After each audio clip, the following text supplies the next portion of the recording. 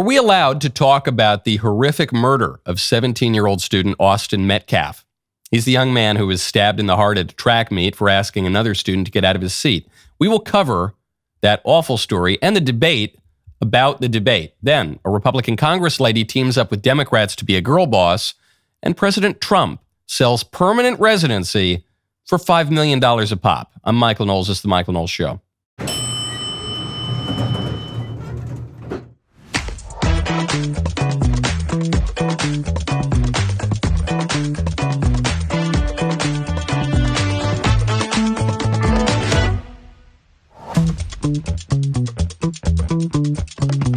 Welcome back to the show. Breaking news, stop the presses, pull over your car.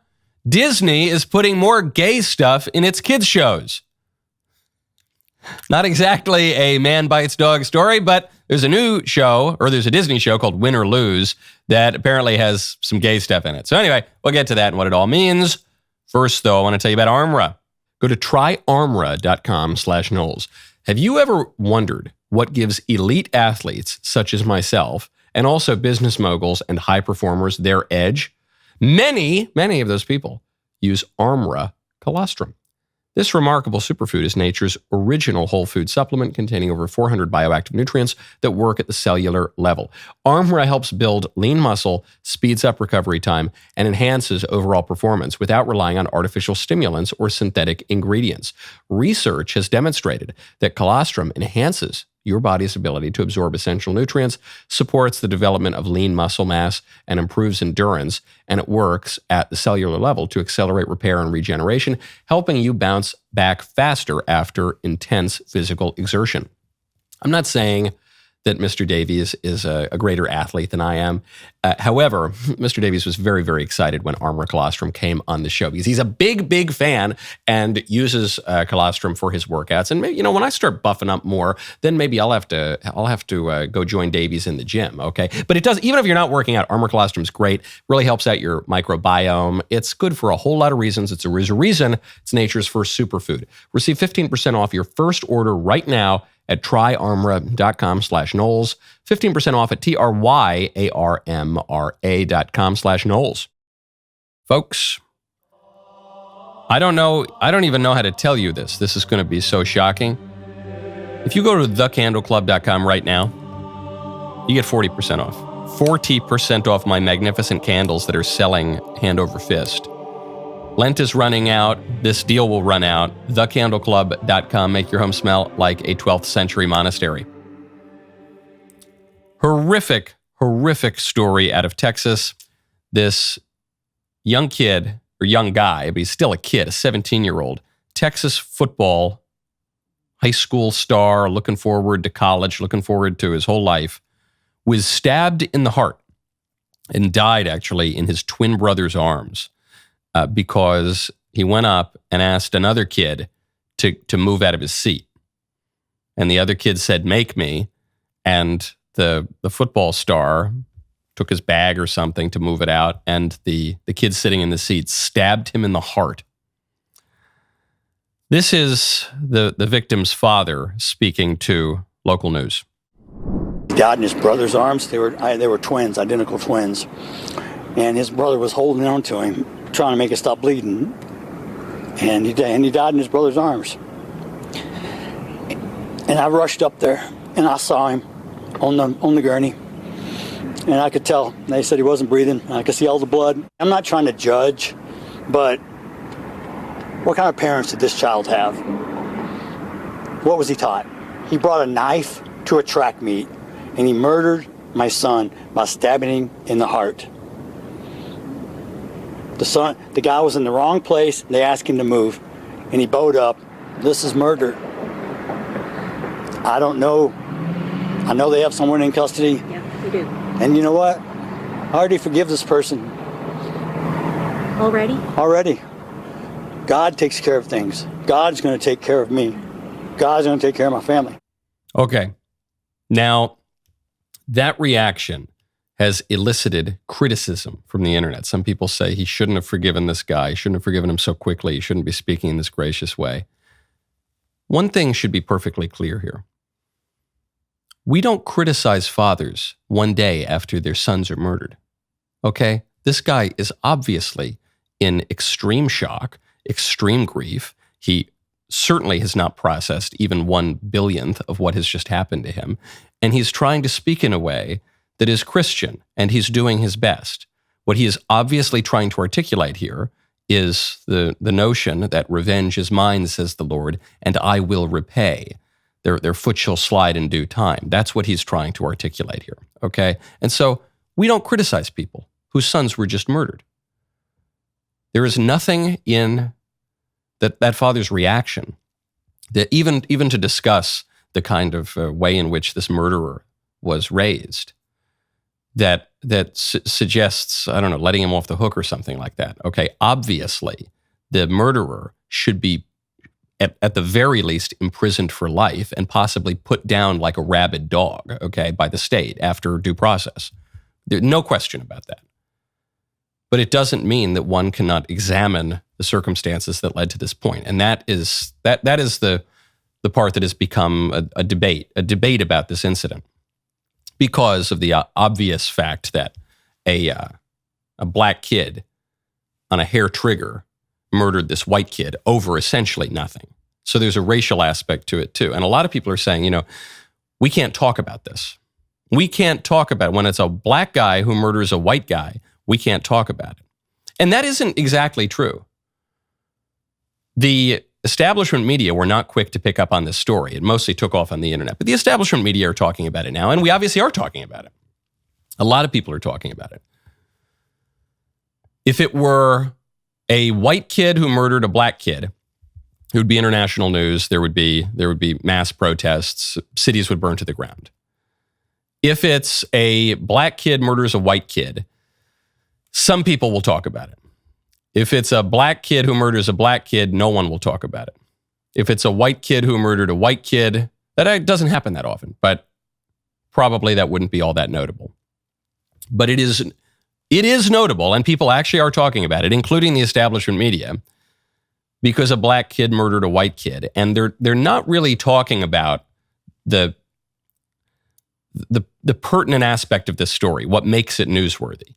And that is, how many red flags in this kid's life were ignored and why? When the father of the victim says, how was this kid raised? What were his parents like? What he's suggesting, I think with fair evidence, that the kid was raised in some kind of terrible home.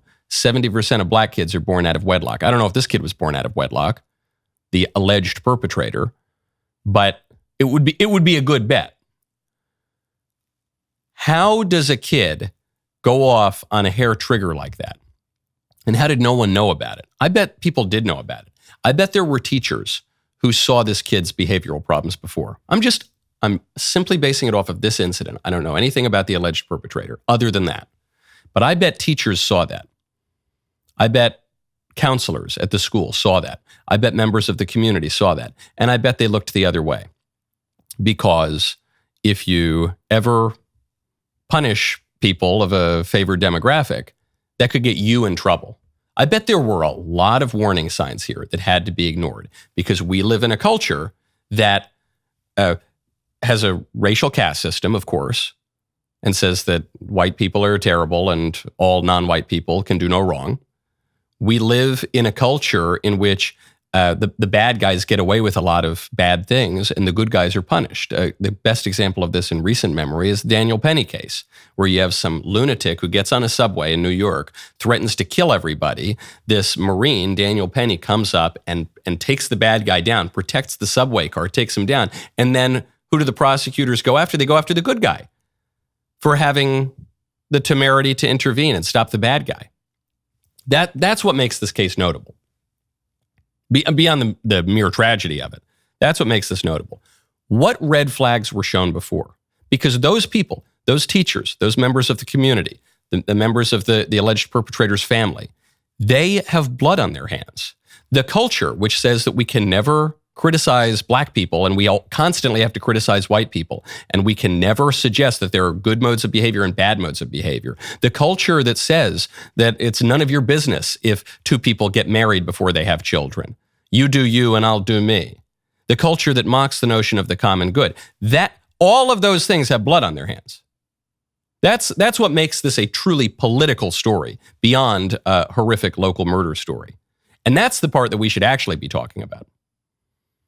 It pertains to the racial angle, certainly without question, but it's not just the racial angle. It goes a lot deeper than that. That's the part we probably won't be talking about. Most of us won't. Certainly not in the establishment media, even many who are commenting about this on the internet or on new media. Now, I want to tell you about NetSuite. Go to netsuite.com/Knowles. What does the future hold for business? Ask 9 experts, you will get 10 answers. Bull market, bear market, inflation's up, inflation's down. Can someone please invent a crystal ball? Until then, over 41,000 businesses have found a way to future-proof their operations with NetSuite by Oracle, the #1 cloud ERP. Imagine having your accounting, financial management, inventory, and HR all seamlessly integrated into one fluid platform. That is NetSuite. With this unified business management suite, you're not just juggling numbers, you're wielding a powerful tool that gives you the visibility and control to make quick, informed decisions. It's like having a map in a maze of market uncertainties. At the DailyWire, we're proud to partner with NetSuite because they are leading the way in future-proofing operations for businesses around the world. Whether your company is earning millions or even hundreds of millions, NetSuite adapts to your needs, helping you respond to immediate challenges and seize your biggest opportunities. Speaking of opportunity, download the CFO's Guide to AI and Machine Learning at netsuite.com/Knowles. The guide is free to you at netsuite.com/Knowles, K-N-W-L-E-S, netsuite.com/Knowles.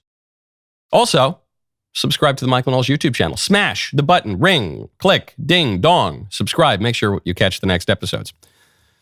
Speaking of social degradation, there's a Democrat Congresslady, Brittany Pedersen, I think her name is, who is demanding. She walked up to the microphone on the floor of Congress with her fellow congressmen around her, carrying a little baby, and she demands that Speaker Johnson violate the Constitution to permit proxy voting, so no longer require that legislators actually show up to cast their vote in the chamber, but they send someone else to do it, because sometimes women give birth and they want to stay home with their mothers, but they still want to vote in Congress, and so we need to shred the Constitution, shred hundreds of years of norms, shred the legislative process, because this lady can't bring her baby into Congress except when she wants to showboat and make a point about how she doesn't want to show up to Congress.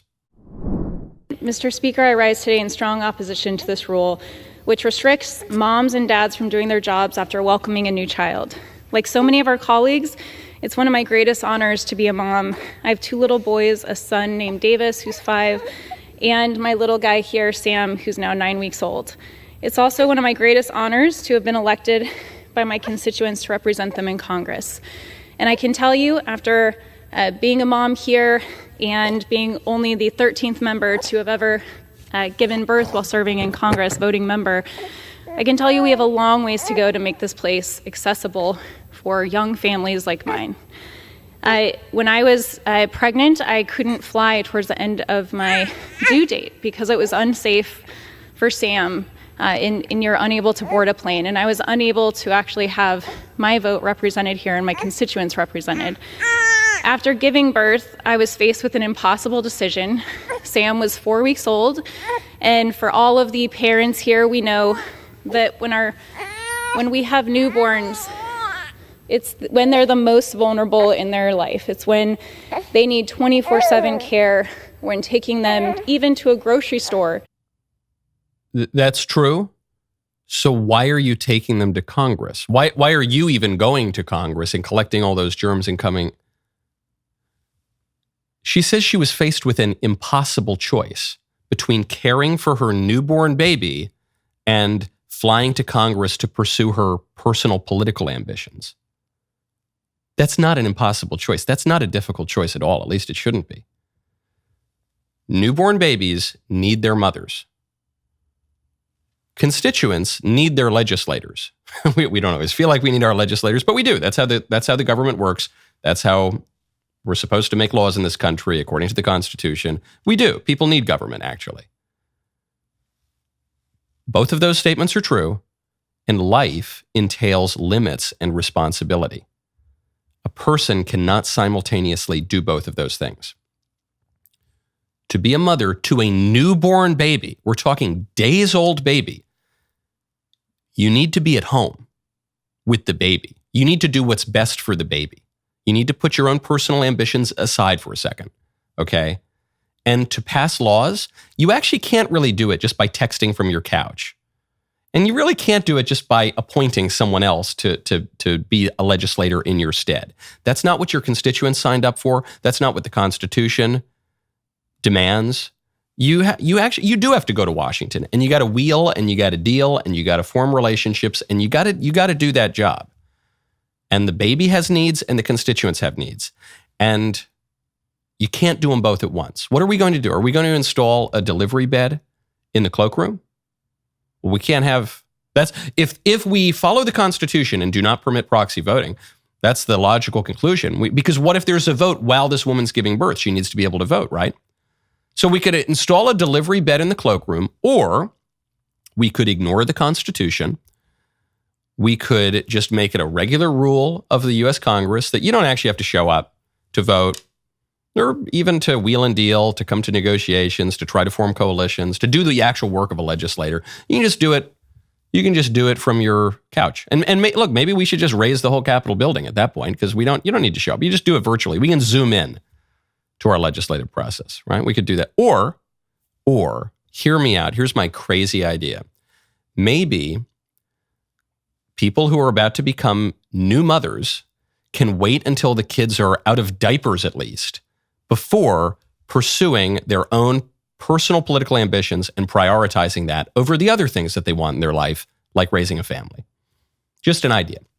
Maybe our legislators, at the very least, can recognize that life requires one to make some choices and respect some limits and fulfill one's responsibilities.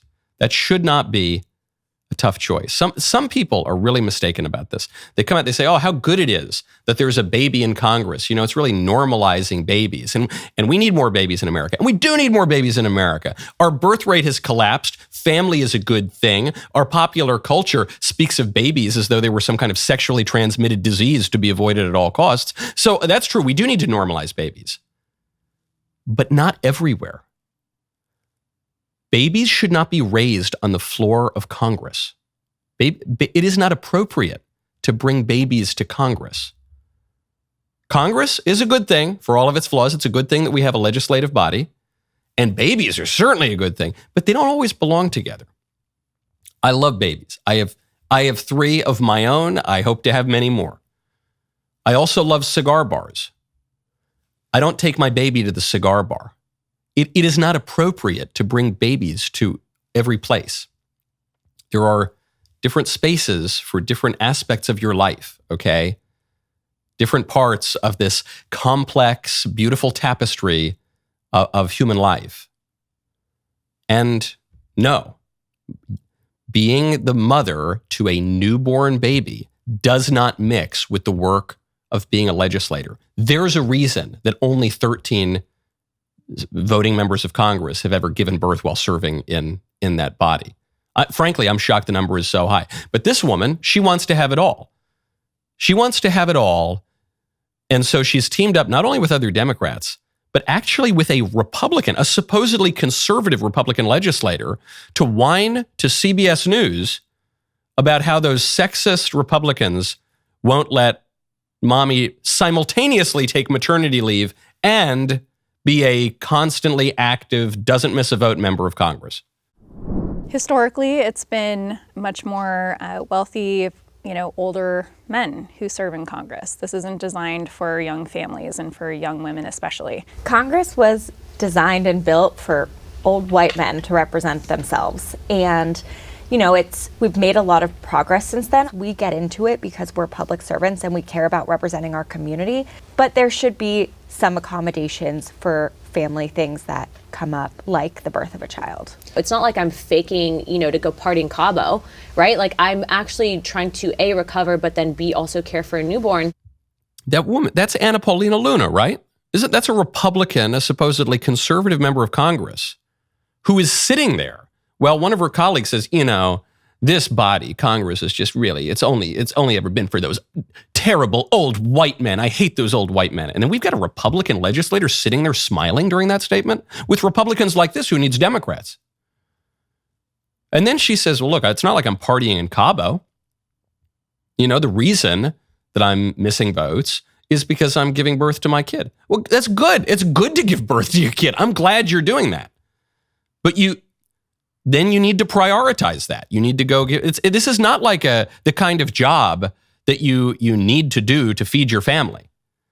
No one says, golly, it's the bills are getting harder to pay these days, so I have to take a second job as a member of Congress. This is a purely elective, pun intended, position that one takes to pursue one's own political ambition. It's public service. It's supposed to be a sacrifice.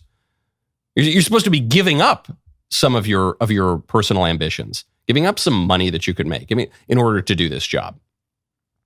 You got to make sacrifices. And when you're a new mother, you need to make sacrifices for your child, not for your constituents in the best view of Congress and for your own political ambition in the other view. You gotta pick some things, okay? I don't care if I'm a constituent of one of these members. I don't care if they're missing votes because they're partying in Cabo or because they're nursing their sweet little baby.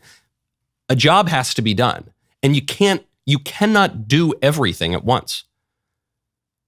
A person might like scuba diving and a person might like playing the ukulele. But it's not a matter of injustice that a person can't play the ukulele while scuba diving. It just doesn't make sound underwater, okay? It's just not those things just don't go together. To hear this line, as these legislators are complaining to CBS News, the Congress isn't designed for young families. Yeah, you're right. You're right, it's not. So to me, if the choice is between having a family and being in Congress, pick the family every day. Congress isn't that cool. I've spent plenty of time around Congress. It's not great. Okay, that is such an easy choice. But Congress is not supposed to be designed for young families. The irony is Congress actually has a very, very extensive daycare system. But okay, you don't want to drop your kid in daycare. You certainly don't want to drop your newborn in daycare. Good, I don't blame you. I wouldn't want to do that either. But then don't be in Congress. Okay, there are plenty of other people who could do this. Good. I guess the thing that's really triggered me about this story is that it's not just a Democrat complaining about this. That we've got supposedly Republican conservative legislators. Anna Paulina Luna quit the House Freedom Caucus over this issue because her colleagues didn't think we should shred the Constitution and turn the floor of Congress into a daycare. When there's already a daycare in Congress. It's just, good grief. It's making me realize that we talk about the right and the left, but really the debate between the right and the left these days is just between the extreme super duper far left and the slightly less extreme super duper left. Are there any conservatives left? Is there anybody with common sense left in the country? I don't know. You know what's common sense though? Protecting your guns. And that's why I want to tell you about Stopbox USA. Go to StopboxUSA.com, use code Knowles. Current handgun storage options are like choosing between two flavors of terrible. Either your weapon is locked up tight, completely useless in an actual emergency, or it's sitting around like an accident waiting to happen. Enter Stopbox USA, which realized that choosing between safe but inaccessible and accessible but dangerous is a false dichotomy. Their solution, the Stopbox Pro. I love my Stopbox Pro. In fact, I have one in my office even, because this is a good right-wing company. Unlike all those fancy electronic locks that inevitably die when you need them most, this thing is 100% mechanical. No batteries, no problems, while the rest of the world is busy making smart devices that fail spectacularly when unplugged. Stopbox USA went old school reliable. Quick access when seconds matter, secure when they don't, zero dependence on electricity. I appreciate that Stopbox manufactures all their products right here in the USA at their dedicated facility. This homegrown approach guarantees exceptional craftsmanship in every unit while creating valuable employment opportunities for American workers. For a limited time only, our listeners are getting a crazy deal. Not only do you get 10% off your entire order when you use code Knowles at StopboxUSA.com, they're also giving you buy one, get one free for their Stopbox Pro. 10% off and a free Stopbox Pro when you use code Knowles, Knowles, at StopboxUSA.com. Discover a better way to balance security and readiness with Stopbox. My favorite comment yesterday is from Paul OC 1657, who says, Trump and his press secretary also made it very clear that these tariffs are not a negotiation tactic. That's true, but that's also the kind of thing you would do if you were negotiating. So it's true. I grant it is true that they've said this is not a negotiation tactic. We're serious. We believe in tariffs. But if you're negotiating, that's the kind of thing you say as well. Speaking of President Trump has just unveiled the gold card. You've heard of the green card that gives you permanent residency. Trump has now unveiled the gold card. This is a card from our federal government, except it's got Trump's picture on it and his signature. This is the Trump card. And the premise of the card that is driving the liberals crazy is that, well, we have all these debates about immigration and who should come in and who gets deported. If you give $5 million, if you're willing to invest millions and millions of dollars in America, you just get to stay. $5 million. For $5 million, this could be yours. That was the first of the cards. And then, you know what that card is? Gold card. It's the gold card. The Trump card, gold card. Who's the first buyer? Me. Who's the second? I don't know, but I'm the first buyer. It'll be out in about less than 2 weeks, probably. Pretty exciting, right? This is Trump speaking aboard Air Force One, and he says, this is the gold card. And it was a little confusing because it looks like this is merch from the campaign or from his personal collection or something like that, but it's not. This is the new version of a green card, and the libs are going to lose their minds, and they're going to say, this is terrible. Trump's allowing people to just buy their way into staying in America, and this betrays his principles, and we should instead allow only peasants from third world countries that are more likely to vote for Democrats, not these people who are investing millions of dollars. However, this is common sense. When you hear your lib friends and even some of your conservative friends criticizing this initiative, perhaps remind them that similar immigration plans already exist in Austria, Italy, Australia, New Zealand, Switzerland, Canada. The list goes on and on and on, but there's one on there that we should also include. America. We already have this. This plan already exists. This is called the EB-5 immigration procedure. And EB-5 just means, as of now, that if you are willing to invest between $800,000 and a little over $1 million in America, you get permanent residency. So really all Trump is doing is he's vastly raising the threshold, the gold card.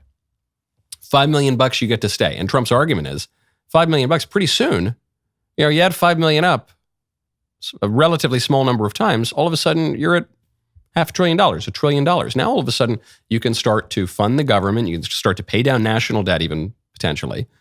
This is a great example of one of these stories. This could be a big headline, crazy Trump idea, terrible, violating all of our principles. What happened to America? And then you realize, we already have it. Trump is just taking a policy that already exists in many countries on earth, including America, and making it smarter. Easy. Very easy. Now, speaking of Trump taking pre-existing policy plans and just doing them in his own way, I know that all you're hearing today at the water cooler is about how terrible these Trump tariffs are and how this is a betrayal of America. It's the dumbest thing ever. Trump didn't come up with this idea. This idea has been articulated by plenty of people in relatively recent history. And not only Republicans, got to give a hat tip to Mays here for finding this video of one Nancy Pelosi from 1996. How far does China have to go? How much more repression? How big a trade deficit and loss of jobs for the American worker? And how much more dangerous proliferation has to exist before members of this House of Representatives will say, I will not endorse the status quo? As I mentioned, it's about jobs, proliferation, and human rights. And there are those who say we shouldn't link human rights and trade and proliferation and trade. I disagree. But if we just want to take up this issue on the basis of economics alone, indeed, China should not receive most favored nation status for several reasons that I'd like to go into now. I'd like to call the attention of our colleagues to this chart on the status quo that the business community is asking each and every one of us to endorse today. Right now, we have a $34 billion trade deficit with China. Pause right here. Right there off the top. Pelosi says there are humanitarian reasons that I don't think that we should give China most favored nation status and we should be a little tougher on trade with China. But forget about that. I'm just going to talk about the economic reasons. Okay, you wait for her to talk about the economic reasons. And the first thing she starts out with is something that the Democrats are now mocking Trump for talking about, namely trade deficits. Right now, the Democrats and the more squishy Republicans, they're saying trade deficits don't matter. This is stupid. Trump's focusing on an economic measure that's just totally irrelevant. Well, hold on. You guys were talking about it back in the mid-90s. And in fact, that's the first thing she leads with. $34 trillion trade deficit, which she says is a bad thing. And then she goes on to the ways she wants to remedy it. The 1995 figure, it will be over $40 billion for 1996. Since the Tiananmen Square massacre, this figure has increased 1,000%, from $3.5 billion then to about $34 billion now. In terms of tariffs, I think it's interesting to note that the average U.S. MFN tariff on Chinese goods coming into the United States is 2%, whereas the average Chinese MFN tariff on U.S. goods going into China is 35%. Is that reciprocal? On exports, China only allows certain industries into China, of U.S. Industries into China, and therefore only 2% of U.S. exports are allowed into China. On the other hand, the U.S. allows China to flood our markets with a third of their exports, and that'll probably go over 40%. And it's limitless because we have not placed any restrictions. Put a pause here. In terms of This could be a Trump speech. Every word of what Pelosi's talking about here could be a Trump speech. Even down to the word reciprocal. He goes, my favorite word is tariffs. My second favorite word is reciprocal. Right out of the horse's mouth.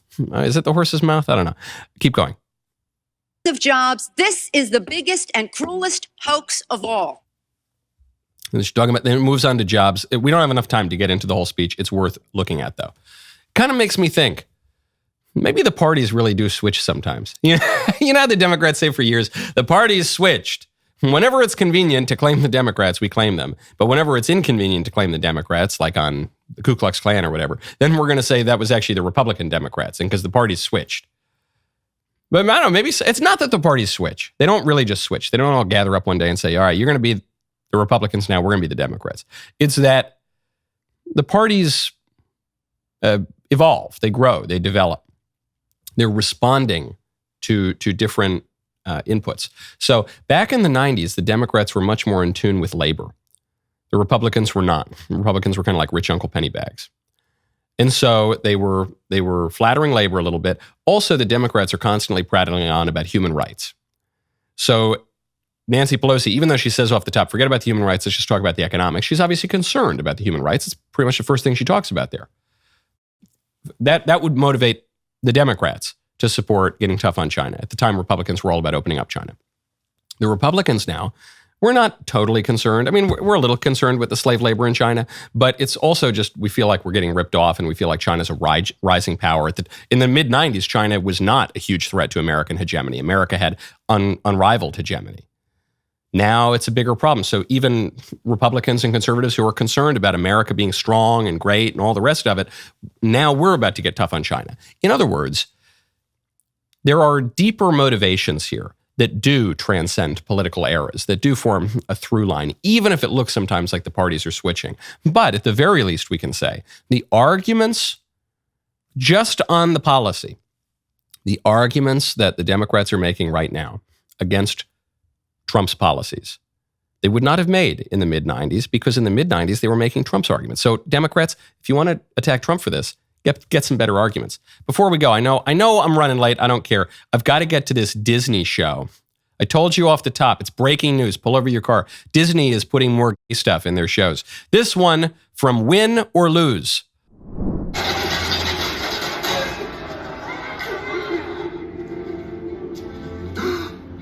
Frankie Pooh.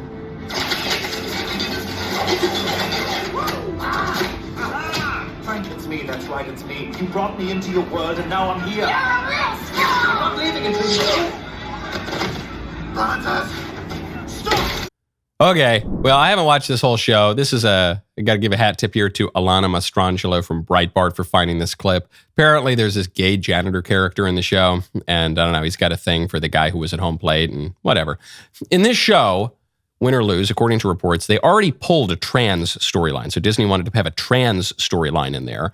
And after all the blowback Disney's gotten for the woke stuff, they pulled that one out. And in this show, they actually included a Christian storyline, apparently. There's a prayer that is at least vaguely reminiscent of a Christian prayer. So that's great. However, people don't like the insinuation here of a gay romantic plot line. Okay. And I totally get that.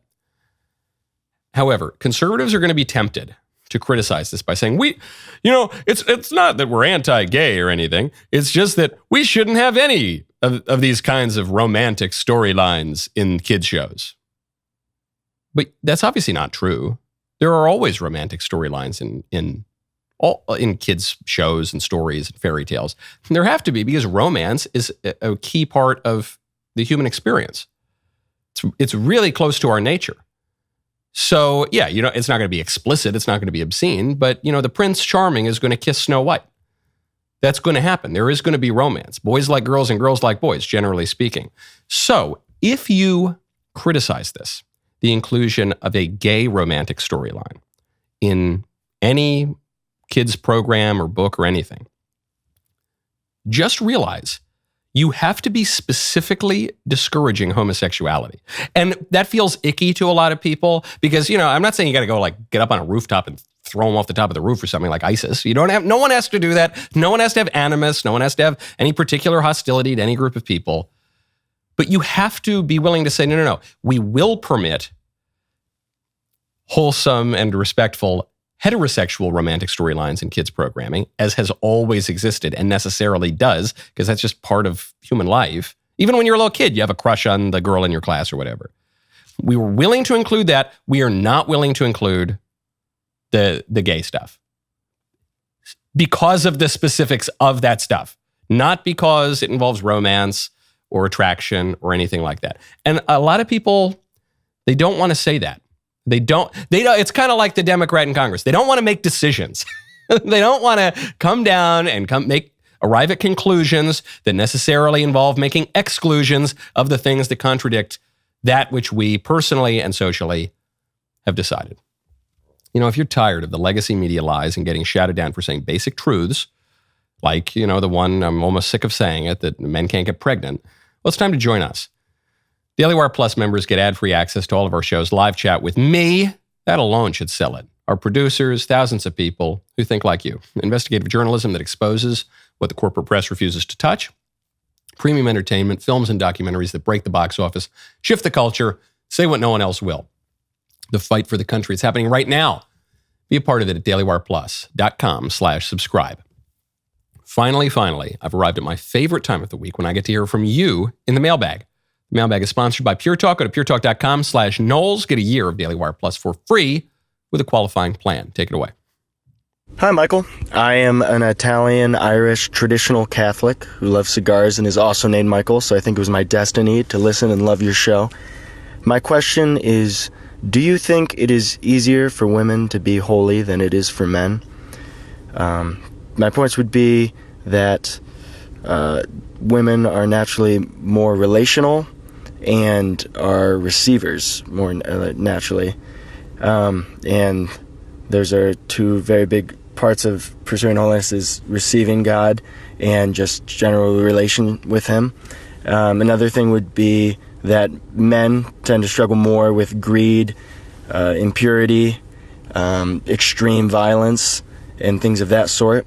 And the last point would be that there are more females, saints that have had the stigmata than there are men. That's my question. Thank you for your time and consideration. God bless. Interesting. I hadn't considered that last part. I suppose I'll have to look into that. But broadly, no, I don't think it's easier for women to be holy than men. There might well be more holy women, a greater number of women who are holy than men. But I don't think it's easier for women to be holier, to be holy. I'm getting tripped up in my language here. I don't know. Maybe it's easier for women to speak than it is for men. Maybe for me this morning, that's true. The reason is you say, look, men struggle more than women when it comes to lust or when it comes to greed. And yeah, that's true. But women usually struggle more than men when it comes to things like vanity women are, in my experience, more easily persuaded and swayed than men are out of their views. Women, we all struggle with pride. Women struggle with pride in their own way. Women can sometimes be more practical than men. I think they often are more practical than men. And so they're more focused on the quotidian aspects of life and not on the high ideals of life. Men tend to be more given, I think, to flights of fancy, actually. The women are a little bit more, we take care of the kids. We, got to get the next meal on the table. We got to, hey, come on, buddy, get your head out of the clouds. We got to go really focus on practical stuff. So, but because of that, sometimes it means that women are maybe more in tune with the practical aspects of religion, but maybe not as much with the abstract or idealistic aspects of religion. So no, I think women have certain special gifts that allow them to be holy that men don't have, but they have certain temptations also that men generally don't have. So men and women can be holy, or they can go very, very wrong, and they need to help each other to get there. This is the point of a marriage. I think this is what Blessed Karl, Emperor Karl, and Empress Zita of Austria-Hungary said when they got married. Said, now we have to help each other get to heaven. Next question. Hi, Michael. In a recent episode, you mentioned that we ought to talk to AI and ChatGPT rudely, or at very least not like a human being, to help us remember that it is a tool and not an actual human being on the other side. However, we are creatures of habit, and my concern is that if we are treating these chatbots, which interact with us for all intents and purposes the way that other people do, that we will start to treat other people like robots rather than just treating ChatGPT like a robot and humans like humans. So a better way to go about it is just to treat everyone that you interact with and everything that you interact with courtesy and politeness. Kind of how we ought to interact with others in the comments with politeness, as we do in real life. Just curious for your thoughts on this. Thanks so much. I'm open to the point you're raising. However, you lost me at the end. We have to treat everything with politeness. Do I have to treat my car door with politeness? Do I have to treat my computer, my cell phone? Do I have to treat my baseball with politeness? I can't hit my baseball then. No. You say we have to treat everyone with politeness. But there, I think you're falling into the thing that we're warning about, which is you're treating the dumb idol of AI as though it were a human person. And that's a bad idea. But I'm with you in the sense that I actually didn't even really make the point. It was my friend Spencer Clavin who made the point that we should be rude to AI. However, we are creatures of habit and we're mimetic creatures. And so if we're rude to this thing that we're already treating as a human being, then we might be rude to human beings as well. So the key is not in the rudeness, but in the recognition that AI is not a person. And whatever gets you there to recognizing that AI is just a dumb machine, that you could take out your pistol, rack it and just blow its face off, and you would not be doing anything immoral in any way. I mean, you'd be destroying property. There'd be something kind of unfitting about that, but there would be nothing wrong with that. It's just a dumb machine. It's not a person. Whatever you need to do to remind yourself that, do it. Next question. Good morning, Michael. This is Arun. So it's been over 5 years now since the COVID-19 lockdowns of 2020, and it seems that no meaningful steps have been taken to ensure our civil liberties against another such emergency, either real or perceived. What do you think about the following constitutional amendment, which I think could get some bipartisan support in America? I believe we should amend the Constitution to include the words, "The right to indoor public dining shall not be infringed for any reason whatsoever." I'm curious as to your take on this proposal. I really like that proposal. That's pretty good. First, there's some other constitutional amendments we're going to have to work on first. Obviously, repealing the 22nd so that Trump can serve his 3rd, 4th, 5th, 6th, and 7th terms. There are a few other. 17th we would definitely get rid of. Maybe some amendments in between. I don't know. But that's a good one. Okay, we'll put that on the docket. We've got, 3.5 years left. That's a good one. I'm into it. Legislators who are listening, state houses that are listening, keep that in mind. Next question. Hi, Michael. I really appreciate your ministry. I thank you for it. I pray for you almost daily. My question today is regarding Lent. Why is it that you boast for a doctrine of demons? Lent has pagan roots from the weeping of Tammuz, the son of Ishtar. Ishtar, which in cuneiform text says, I am a man, I am a woman, the spirit of transgenderism, basically. And I'm just wondering what your thoughts are on that. Why is it that the Catholic Church in general is responsible for so many doctrines of demons that aren't biblical? Praying to Mary, for example, confession to a priest.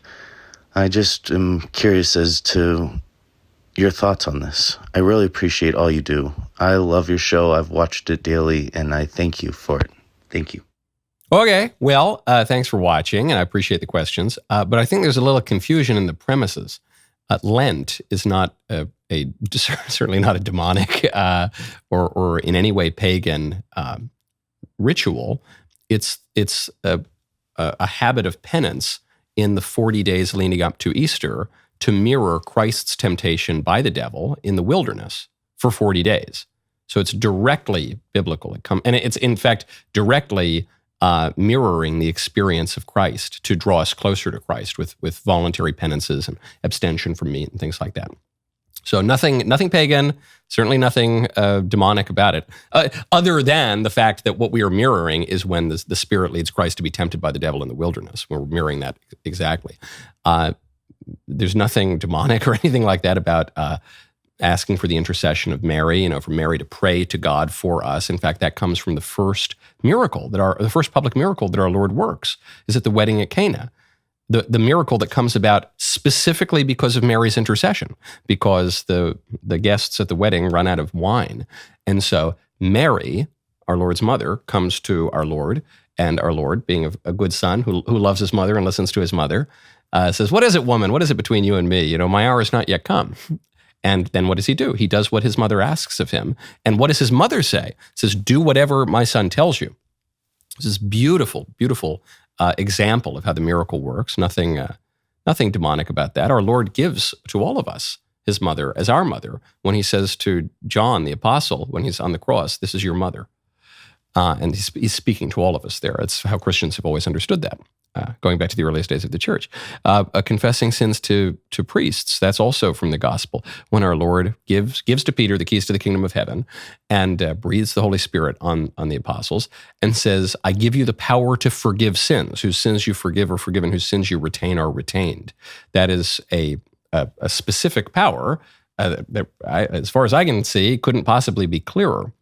It's not even a kind of vague power, the notion that, if we just preach the gospel to people, that will, in this abstract way, forgive sins. He says specifically, he breathes on them specifically, and he says, you have the power to forgive sins, not only to forgive sins, but to retain sins. So obviously, it can't just be this general kind of abstract forgiveness of sins, because they also have the power to retain sins. That is to say, the power to loose and to bind. When our Lord says to St. Peter, "What you loose on earth will be loosed in heaven. What you bind on earth will be bound in heaven." So anyway, it reminds me of this old line from Fulton Sheen, who said, "There are not," I'm paraphrasing and I'm probably saying it less eloquently, "there are not 1 million people who disagree with the Catholic faith. There are not 100 people who disagree with the Catholic faith.